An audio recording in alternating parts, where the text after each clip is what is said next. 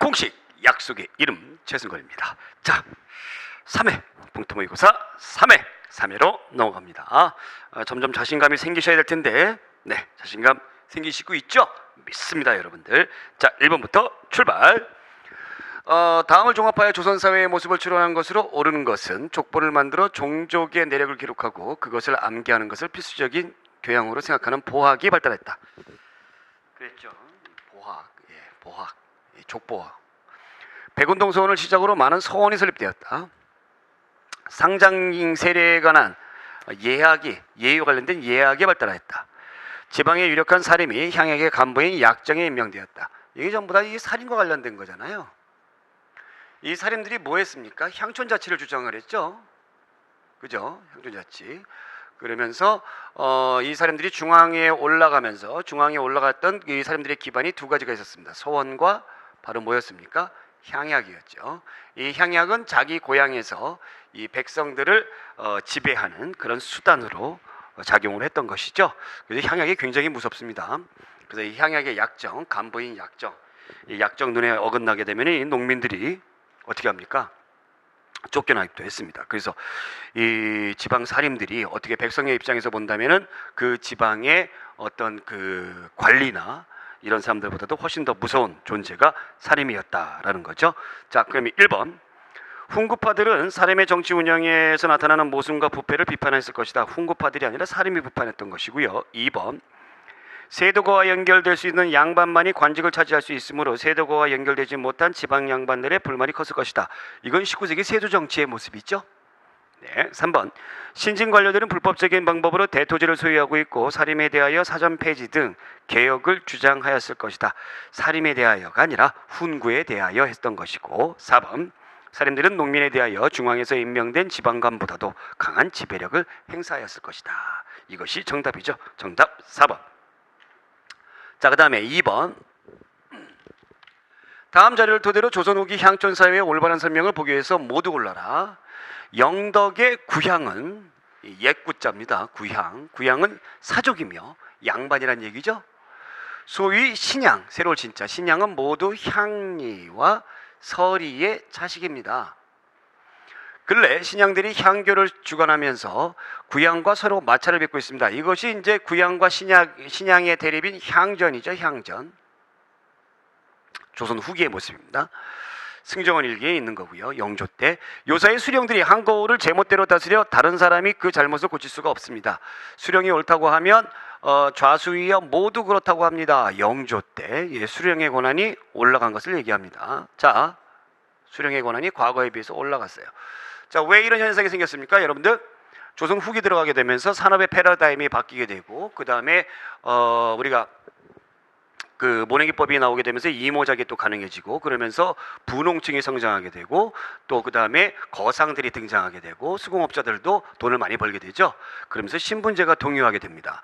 또 이제 양반들, 기존의 양반들 같은 경우에는 과거제에 계속 낙방을 하게 되면서 잔반으로 몰락을 하게 되는 것이죠. 그러면서 이제 이 지방에 있는 수령들 같은 경우에는 아무래도 돈이 좀 있는, 재력이 있는 분홍층이라든가 이런 사람들에게 러브콜을 하게 되는 것이죠. 그러면서 기존에 있었던 구양과 신양이 서로 이제 부딪히는 그런 모습들, 조선 후기의 모습입니다. 자, 기억. 향촌 사회는 관권이 강화되고 아울러 향리 세력이 강화되었다. 그렇죠. 여기 나와 있잖아요. 그죠? 수령의 권한, 더불어서 또 뭐의 권한도 강화되는 겁니까? 그 밑에서 실질적으로 일을 하는 향리들, 육방관속들이죠. 얘들 세력들이 강화되는, 맞는 얘기고요. 니은, 전통적으로 향촌 사회를 지배하였던 사족들이 분홍증의 도전을 받게 되었다. 그렇죠. 이거 당연한 거고요. 이거 맞는 얘기고. 디귿, 양반들은 향약을 바탕으로 9년 단위의 농민 지배를 계속 유지하였다. 네, 이것이 좀 떨어지게 되는 것이죠. 향에는 주로 수령이 세금을 부과할 때의 의견을 묻는 자문기구로 변화했다. 그렇죠. 향회, 지방에 있는 향회, 양반들이 모여 있는 것인데 이것이 이제 조선 전기 때는 좀 큰 힘을 발휘하다가 이제는 수령들이 세금 부과할 때, 야, 이런 세금 좀 걷어야 되는데 좀 동의 좀 해줘. 이런 붓세 자문기구로 전락하게 되었다. 네, 맞는 얘기입니다. 그래서 뭐뭐 골라줘야 돼요? 기억과 니은, 리을 골라줘야 되겠죠. 정답은 3번 정답. 자, 3번 문제. 신라의 발전 과정에서 다음 사실들과 같은 왕대에 나타난 사실을 보기에서 모두 올라라. 귀족 세력에 대한 대대적인 숙청이 이루어지고 국학을 세워 여기 나와 있습니다. 유교 교육의 기초를 마련하게 되었다. 확대된 영토에 대한 지방 통치 조직을 정비하여 옛 고구려와 백제 지역에 각각 3주를 설치하여 전국을 9주로 나뉘었고 군사 및 행정상의 요지에 오소경을 설치하였다. 자, 이게 누구 때입니까? 신문왕 때죠. 신문왕이죠. 노골 폐지하고 관료전을 지급했다. 네, 맞는 얘기고요. 웅천주를 근거로 한 김원창과 그의 아들의 난이 지급해. 신문왕 때는 대략적으로 우리가 그 7세기 후반 그때인데 요 때는 8세기 때예요. 822년 헌덕왕 때예요. 헌덕왕. 헌덕왕 아닙니다. 중앙에 구소당과 지방에 십정을 두어 구소당 십정 군사체제를 정비했다. 그렇습니다. 독서 산품가를 설치하여 유교 지식에 의해 관리를 등용하였다. 이거 원성왕 때 했던 것이죠. 한참 뒤죠. 이거 했다가 진골 귀족들이 원성만 당해가지고 제대로 실시를 못했다라고 제가 말씀드렸죠. 그래서 기역과 디귿 1번 정답. 자, 그 다음에 4번 문제. 다음 글의 저자와 관련이 없는 사실은 대개 국교, 국학, 국어, 국문, 국사는 혼에 속하는 것이요. 혼. 어이구, 큰일 났다. 이거 눌렀어야 되는데. 네. 가끔 이래요. 자, 혼에 속하는 것이요. 혼. 전국군대 성지 함선 기계는 백에 속하는 것이다. 그래서 혼백 그러잖아요. 근데 혼의 됨됨은 백에 따라서 죽고 사는 것이 아니라 그러므로 국교 국사가 망하지 않으면 그 나라는 망하지 않는다. 오호라, 한국의 백은 이미 죽었으나 이른바 혼은 살아있지 않는가. 혼은 굉장히 강조했던 분입니다. 바로 누구입니까, 여러분들? 박은식 선생님이죠. 박은식 선생님. 자, 어이고, 이게 아니라 이제 보기를 읽어봐야 되겠죠. 1. 민족주의 사학자로 유명하다. 네, 그렇습니다. 2번 대한민국 임시정부에서 활동하였다. 그렇죠. 대통령이었죠. 2대 대통령. 자, 3번 독사실론을 저술했자. 자, 독사실론은 누가 했습니까? 신치호 선생님이 했던 것이죠. 그래서 대한매일신보에 연재를 했던 그런 역사적인 글입니다. 4번 서북학계의 기관지에 많은 논설을 발표했다. 네, 맞는 얘기고요. 정답은 3번. 자, 그 다음에 5번 문제. 다음 글은 동학농민의 핵심 주동자에 대한 공초 내용을 발췌한 것이다. 미수친 곳에 들어갈 말로 가장 적절한 것은 그러니까 취조하는 거죠. 동학농민의 핵심 주동자. 너의 성명은 무엇이냐? 누구다. 작년 3월 어디 등지에서 백성들을 크게 모았다고 하니 무슨 사연으로 그러하였는가? 예, 그러니까 여기 장소가 들어가겠죠. 그랬더니 니은 군수가 어디 군수가 여기 있군요. 어디 군수가 정액외에 가렴하여 가혹하게 징수하여 수만 양이 이므로 민심이 억울하고 원통하여 이 의거가 있었다.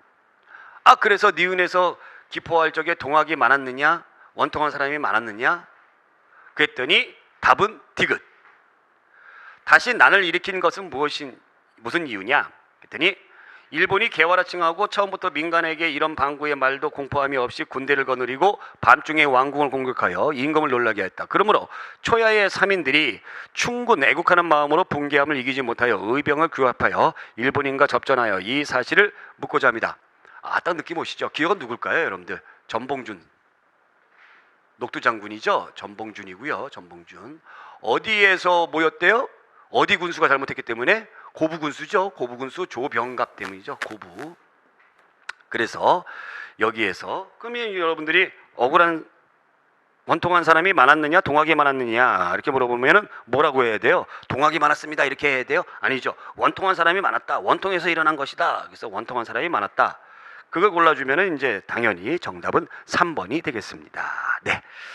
자, 그 다음에 6번 문제 갑니다. 6번 문제.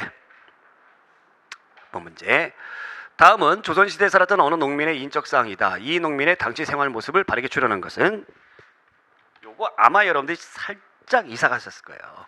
요게 이제 오타가 났습니다. 요게 1418년이 아니라 1458년으로 고쳐주세요.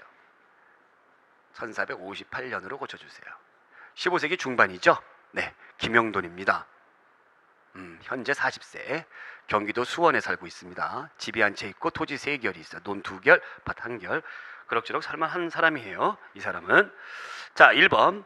가을 추수에 논에 보리를 심었다. 네, 가을 추수에 논에 보리를 심었다. 그럼 논에 보리를 심었다는 건 이모작이잖아요. 이모작. 여러분들. 이모작이 하게 된 것은 바로 뭐 때문에? 모내기법이 나오게 되면서 이모작이 성행하게 됩니다. 모내기법이 전국적으로 하게 되는 건 언제? 조선 후기죠. 사실 고려 말에서 조선 초기까지는 일부 남부 지방에서만, 일부 남부 지역에서만 모내기법이었어요. 근데 이 사람은 어디 살아요? 수원 살잖아요. 남부 지방이 아니잖아요. 그렇죠? 그러니까 이거 못합니다. 1번. 2번.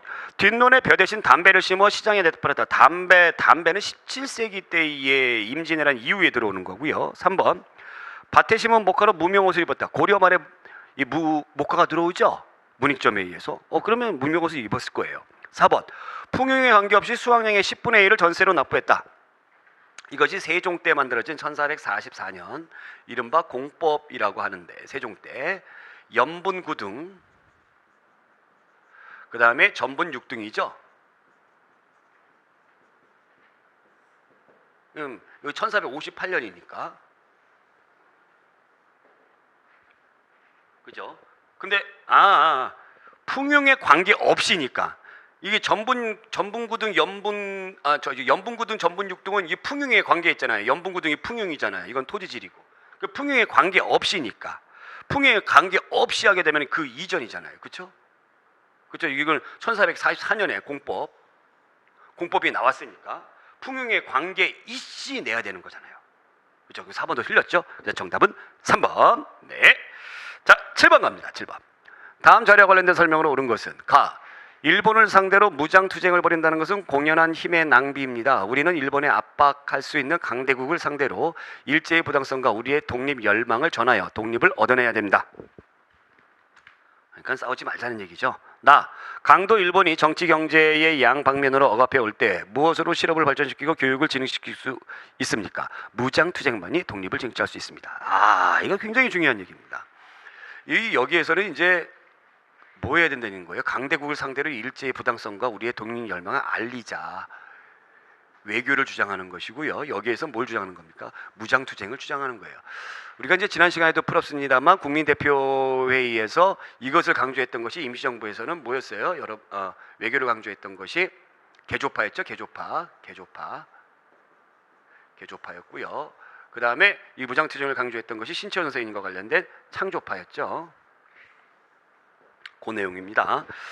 자, 1번. 간을 주장한 사람들은 이른바 임시정부의 창조파라고 부른다. 아니죠? 외교파죠?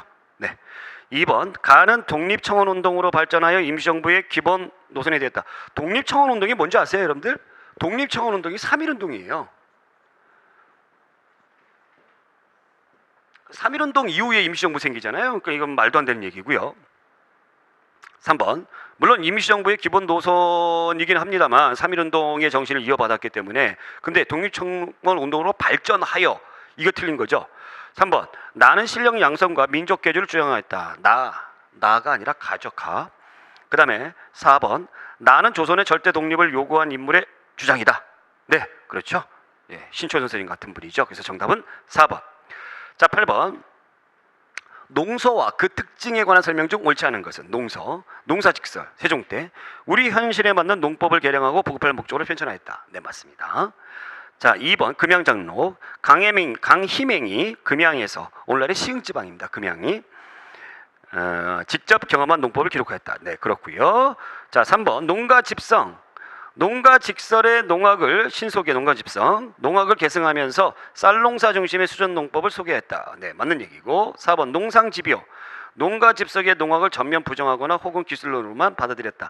농상집요는 우리가 지난 시간에도 풀었습니다만 원나라에서 들여온 고려 말에 원나라에서 들여온 중국의 농서잖아요. 이암에 의해서 소개된. 그렇기 때문에 서로 앞뒤가 맞지가 않죠. 시대별로. 그래서 정답은 4번.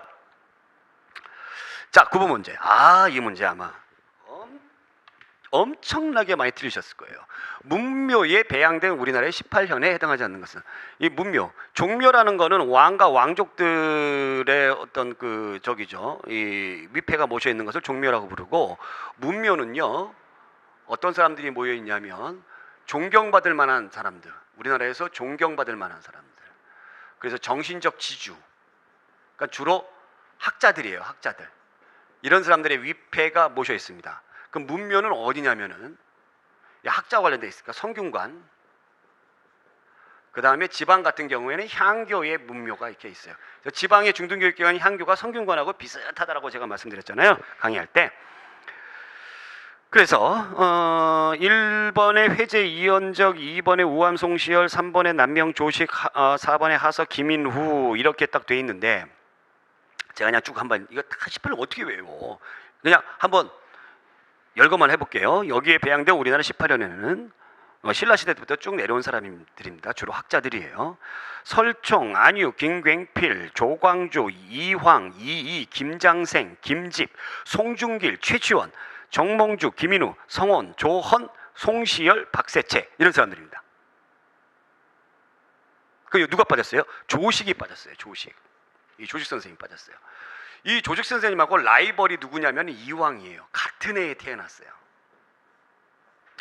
이황 같은 경우는 주리론을 굉장히 강조했던 사람이죠. 그 이론적인 부분을 강조했던 사람이죠. 조식 선생님은 아는 것도 중요하지만 행동도 중요하다. 행동하지 않는 지식은 필요 없다라고, 그러니까 양명학자는 아니고, 예, 행동을 굉장히 강조했던 분이에요. 조식 선생님은. 네, 평생 벼슬을 하지 않았던 그런 분입니다. 그래서 이분이 행동에 영향을 받아가지고 임진왜란 때 정인홍이라든가 곽재우라든가 이런 어떤 그 의병 활동, 의병장들에게 영향을 주었던 그런 분입니다. 그래서 이분은 문묘에 배양되지 않았어요. 아마도 이분들이 행동을 이 조식 선생님이 행동을 강조했기 때문에 이 사림들은 원래 지식만 강조하잖아요. 그래서 문묘에 배양하지 않았나라는 그런 느낌을 살짝 받습니다. 네, 정답은 3번이고요. 자, 10번 문제. 이거 8번 문제잖아. 10번 문제 가야죠. 10번 문제. 다음 설명과 같은 시기에 나타난 사회의 모습으로 옳은 것은? 아주 유명한 사료죠. 나라 하나 여러 주에서 공부를 바치지 않으니, 공부 열심히 합시다. 그 공부가 아니라 곡물이죠. 곡물, 세금, 특산물 얘기입니다.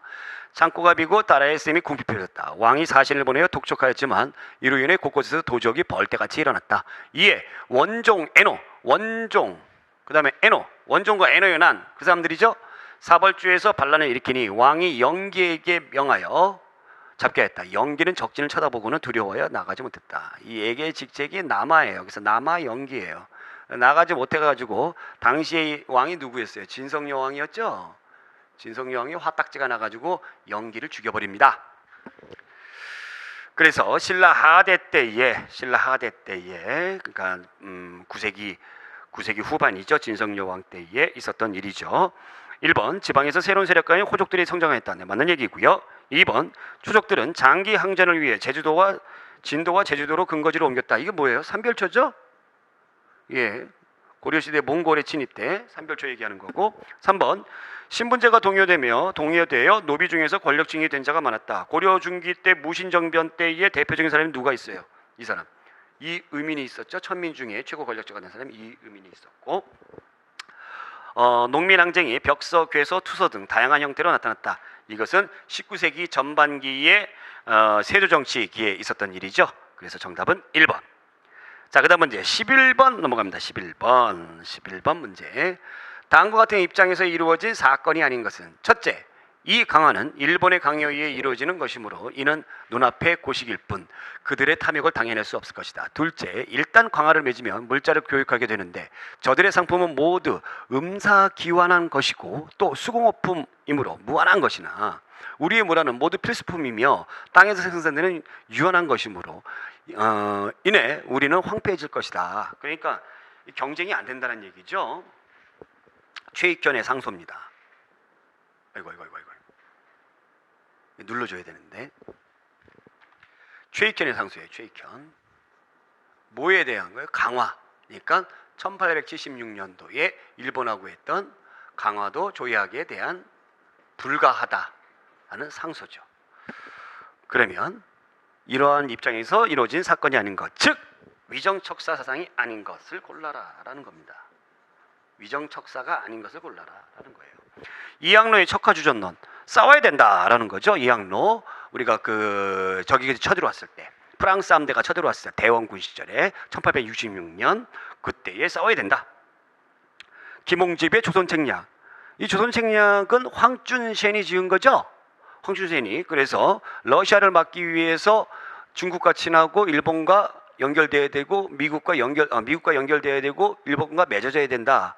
그래서 일본과 미국하고 어떻게 해야 되느냐, 연결돼야 되는 게 그게 말이 되느냐, 이것 때문에 뭐가 일어난 거예요? 그 뒤에 나와 있는 만원척사소와 같은 영남 만인소가 일어난 거예요. 이만손의 상소로 비롯돼 가지고 영남 만인소, 그래서 홍제학의 만원척사소 굉장히 강력하게 반대를 했던 것이죠. 그 다음에 항일의병운동 역시 위정척사와 깊은 관련이 있고요. 그래서 정답은 2번입니다. 2번. 자, 12번 문제. 다음은 1880년대 개화운동의 흐름을 정리한 것이다. 가와 나 세력에 대한 설명 중 적절한 것을 보기에서 모두 골라라. 1880년대의 쟁점은 서양 문화를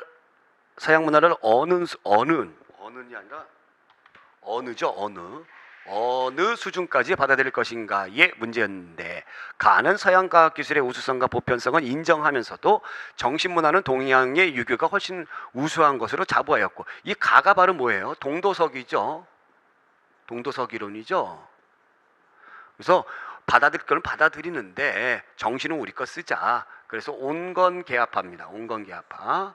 그래서 얘네들은 청나라의 양모운동에 영향을 받았어요. 그래서 청에 의존적이에요. 청나라에 의존적이에요. 김홍직 같은 사람이 대표적인 사람입니다. 반면 나는 정신문화에 대해서도 서양 문화의 보편성과 우월성을 인정하는 태도를 보였다. 또한 유교는 이미 낡아 새 시대의 보편 문화가 될 수 없다고 인식하였다. 자, 이것이 이제 바로 뭐예요? 급진계합파죠. 김홍직 같은 사람 급진계합파입니다. 그래서 일본을 본받자. 그래서 일본의 메이지 유신이 모델이 됐어요.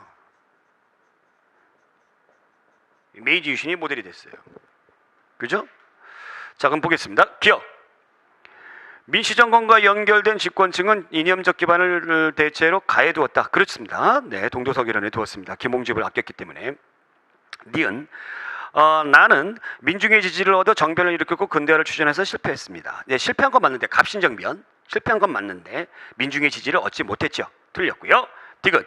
가는 외세에 의존하였지만 나는 자주적 태도를 견지하고 있었다. 둘 다 외세에 의존했죠. 그죠? 가는 청나라, 나는 일본. 리을. 가는 청의 양모운동을, 나는 일본의 메이지 유신을 각각 개화의 모델로 삼았다. 네, 맞습니다. 그래서 기억과 리을. 정답 3번. 자, 그 다음 문제. 여기 또 나와 있었네. 풀걸. 자, 13번 문제. 다음 중 15세기 무렵에 있을 수 있는 농촌의 풍경으로 옳은 것은, 이거 아까 비슷한 문제네요. 내년에 감자 농사를 위해 부지런히 퇴비를 마련해 두었다. 2번. 식구들이 식량을 아끼기 위해 점심을 고구마로 해결했다. 3번. 아버지는 농사직설이란 농서를 열심히 읽고 계셨다. 4번. 올해 옆집은 담배 농사로 재미를 보았다고 한다. 뭐가 맞을까요? 몇 세기래요? 지금이 15세기입니다. 이 당시가 15세기예요. 그러면 여기에 나오는 감자, 고구마, 그 다음에 또 뭐가 있습니까? 담배, 전부 다 조선 후기 때에 임난 이후에 들어오는 거죠. 임난 이후에 들어오는 겁니다. 그래서 농사직설, 세종 때에 만들어진 농사직설, 그렇기 때문에 정답은 3번 골라주시면 되겠습니다. 자, 14번 문제. 3.1운동의 전개 과정에 대한 설명으로 적절하지 않은 것. 틀린 거 골라라. 1. 연해주에서 3월 17일 대한국민의회의 주최로 독립선언과 시위운동이 전개되었다. 2. 민족 대표들은 비폭력의 원칙을 내세웠다. 3. 3.1운동 기간 서북간도의 조선인들은 독립군 편성을 도모하였다.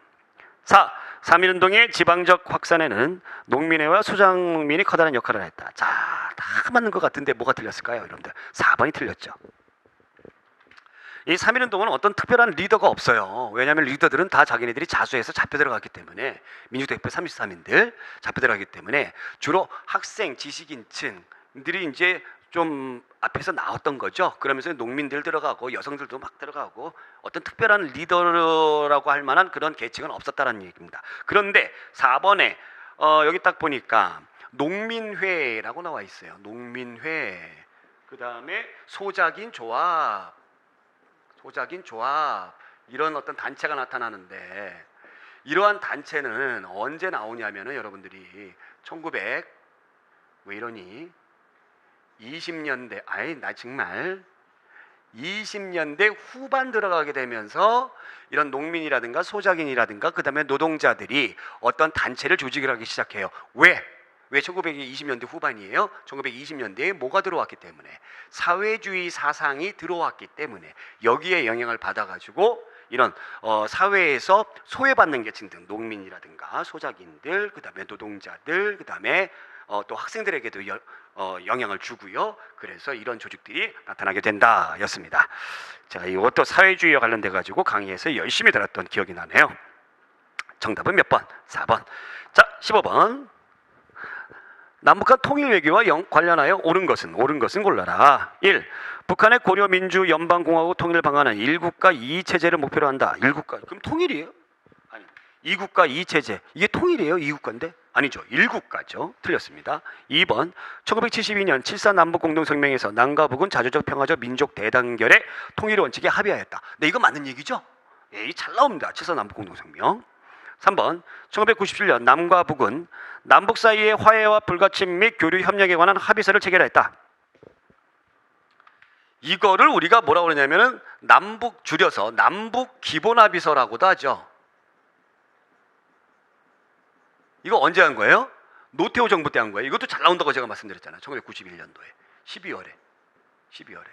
그 이전에 있었던 것이 이제 바로 뭐가 있습니까? 남북한이 둘이 동시에 91년도 그 이전에 바로 뭐 유엔에 가입을 했었죠. 이런 어떤 그 화해 무드가 막 있었어요. 이 남북 기본 합의서가 사실 7.4 남북 공동성명을 재확인했다라고 보시면 돼요. 그래서 이거 틀렸고, 4번. 2000년 6.15 남북 공동선언에서 남북은 유엔 감시하에 통일 방안에 합의했다. 유엔 감시하에서 통일 방안에 합의하였다. 합의한 적도 한 번도 없고, 유엔 감시하에서 통일을 한번 해보자라고 제시를 한 것은 제2공화국입니다. 2공화국이 어디예요? 우리가 4.19 혁명 이후에 나타나는 장면 총리 내각이죠.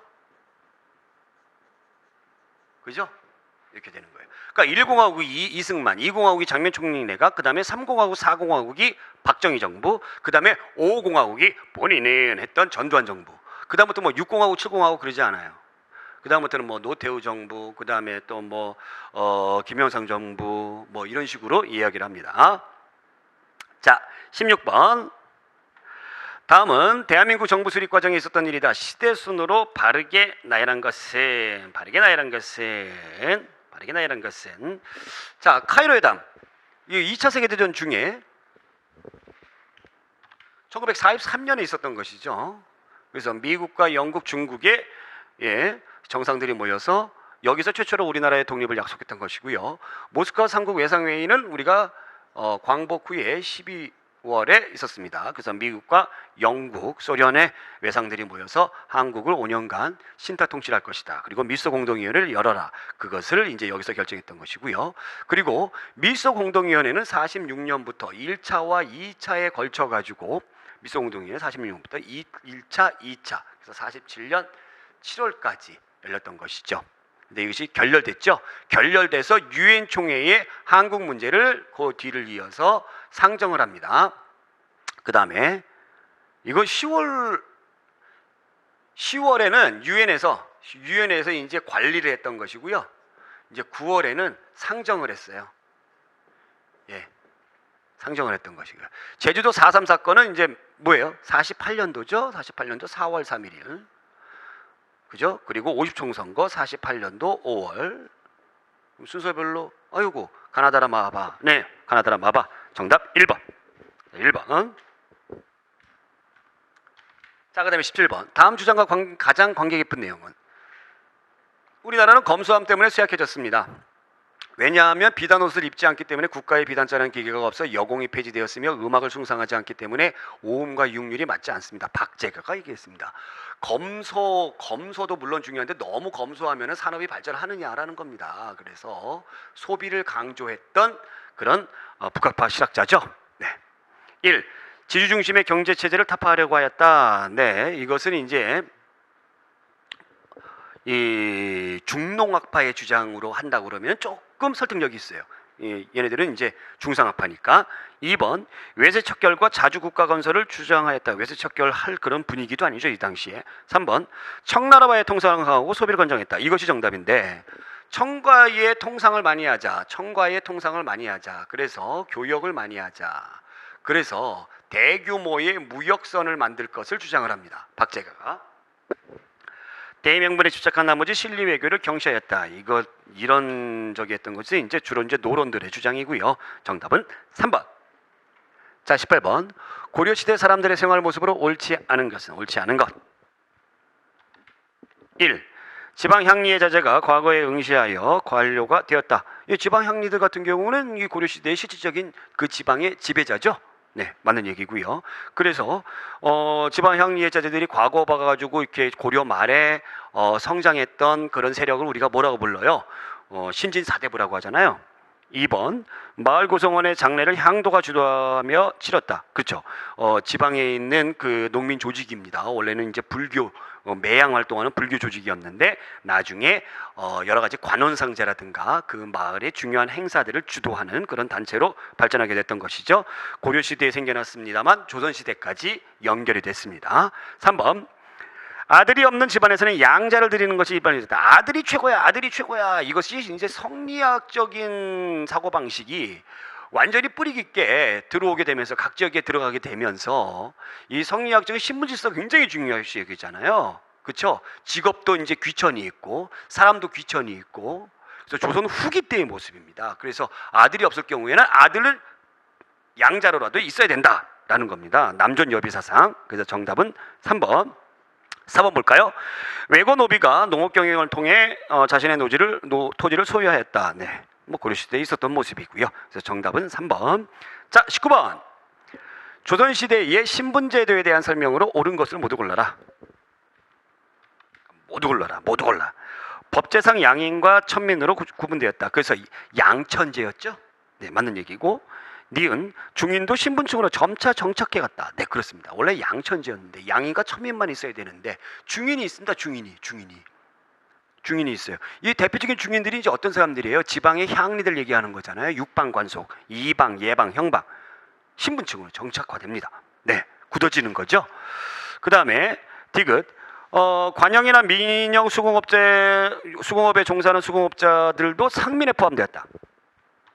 우리가 이제 신분제도 잠깐 보게 되면은 양천제라고 해서 양천제는 양반이 아니에요. 양인과 천민입니다.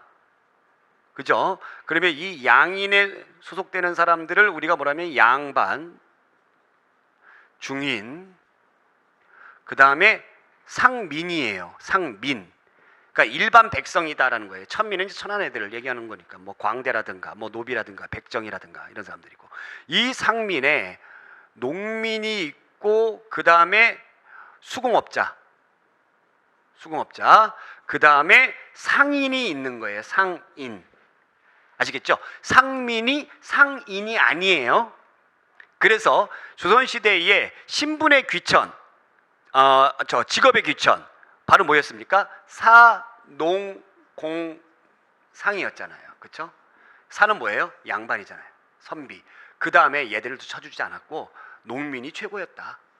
그 다음에 얘네들은 좀 천시여겼던 그런 분위기였습니다. 어찌됐건 수공업자라든가 상인들 같은 경우도 상민에 포함이 되었다. 아시겠죠?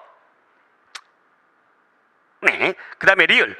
신분제도가 엄격하게 운영되었기 때문에 신분의 이동이 불가능하였다. 무슨 소리예요? 조선 후기 들어가게 되면서 네, 이 분홍층들이 이 향회에도 들어가고 그렇게 되잖아요. 그래서 이거 틀렸고요. 그래서 정답은 기억 니은 디귿 3번. 자, 그러면 우리가 마지막 문제 20번 풀어보도록 하겠습니다. 20번 고려시대의 상업과 화폐에 대한 설명은 옳지 않은 것. 옳지 않은 것. 자, 옳지 않은 것. 1번 고려 후기에 이르러 새로운 육상로가 개정되면서 원이 발달했다. 자, 역원제도 그러잖아요. 그렇죠. 그 관리들 이제 출장 가고 막 그럴 때에 숙박 시설이라든가 이런 것들을 두었던 원, 그다음에 말을 갈아탈 수 있게 만들었던 역원제도.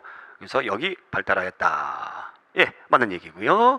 그다음에 2번 성종대에 철전을 만들었으나 널리 유통되지 못하고 곡식과 삼배가 화폐 기능을 하였다. 근데 이것도 맞는 얘기죠. 성종제의 최초의 화폐인 건흥중보가 있었습니다만 유통되지 못합니다. 3번 숙종 때에 동전을 만든 이후에 주조화폐의 유통이 정착되었다. 이 고려 숙종 때에 주전도감이라는 걸 만들어요. 이 화폐를 만드는 기구죠. 이 주전도감을 만드는데 이때 뭐 화폐들 많이, 그러니까 고려 숙종 때에 화폐를 많이 만듭니다. 그래서 이제 우리나라가 해동이라는 걸 많이 쓰니까 해동통보, 다시 만든다 해가지고 해동중보, 또 사만도 우리나라잖아요. 사만통보, 또 다시 만든다 해서 사만중보. 이거 만드는데 유통되지 못해요. 그 다음에 4번 숙종 때에 만들어진 은병은 고액화폐로 사용되었다. 활구라고 그러죠. 활구 기억나실 거예요. 근데 이것이 은으로 되어 있으니까 사람들이 보물인 줄 알고 유통하지 않고 이렇게 막 이렇게 보관하는 거죠.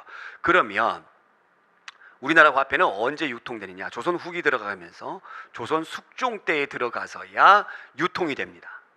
이거 잘 알아두세요. 그러니까 여기 있는 수많은 화폐 이름들 잘 몰라도 돼요. 이때 유통되는 우리나라의 유명한 화폐가 상평통보다라는 겁니다. 상평통보